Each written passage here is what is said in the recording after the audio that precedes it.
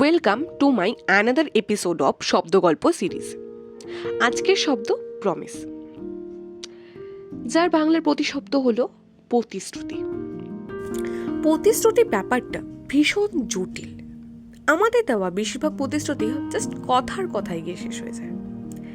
কথায় বলে প্রমিস বা প্রতিশ্রুতি দেওয়াই হয় ভাঙার জন্য, কিন্তু সবসময় কি তাই হয়?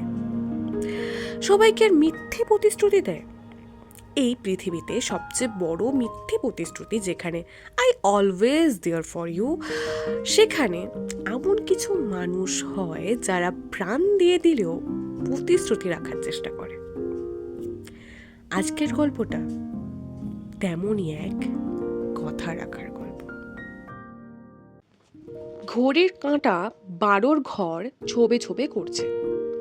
ঘরের দেওয়াল ঘেঁষা এক টেবিলে একটা ছবি রাখা, তার সামনে একটা কেক রাখা, কটা মোম সাজানো কেকটা চারদিক দিয়ে। জিৎ যখন সব মোমগুলো জ্বালিয়ে দিল, সেই মুহূর্তেই ঘড়ি ঢং ঢং শব্দ করে জানিয়ে দিল রাত 12টা বেজে গেছে। আর সাথে সাথে ঘরের পরিবেশটা বদলাতে শুরু করলো। ঘরের লাইটটা দপদপ করতে লাগলো। জিৎ এখন আর এসবে অবাক হয় না। ওর মুখে আলতো একটা হাসি ফুটল। শুনতে পেল ওর এক পরিচিত কণ্ঠস্বর, আলোটা নেভাও জিৎ, তুমি তো জানো আমি আর আলো সহ্য করতে পারি না। জিৎ সাথে সাথে গিয়ে আলোটা নিভিয়ে দিল। তৎক্ষণাৎ দেখলো টেবিলের ওপর জ্বলা মোমগুলো এক দমকে নিভে গেল। ঝপ করে নেমে এলো অন্ধকার। জিৎ পায়ে পায়ে টেবিলের কাছে এসে বলল, শুভ জন্মদিন দেবলীনা। জিৎ অন্ধকারের মধ্যেও দেখতে পাচ্ছে সামনে দাঁড়ানো মনুষ্য অবয়বটিকে। তার মুখে লেগে রয়েছে সুন্দর একটা হাসি। দেবলীনা হাত টেবিলের ওপর থেকে ছুরিটা নিয়ে কেকটা কাটলো।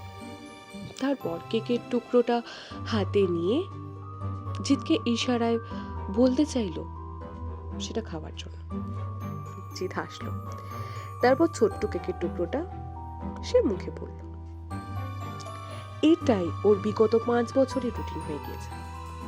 5 বছর আগে এক অ্যাক্সিডেন্টের পর যখন দেবলীনা মারা যায়, তারপর যে ধরেই নিয়েছিল ও হয়তো হারিয়ে ফেলেছে ওর লিনাকে, কিন্তু লিনা ভোলেনি ওর সব সময় পাশে থাকার প্রতিশ্রুতিটা। ফিরে এসেছে আবার এইভাবে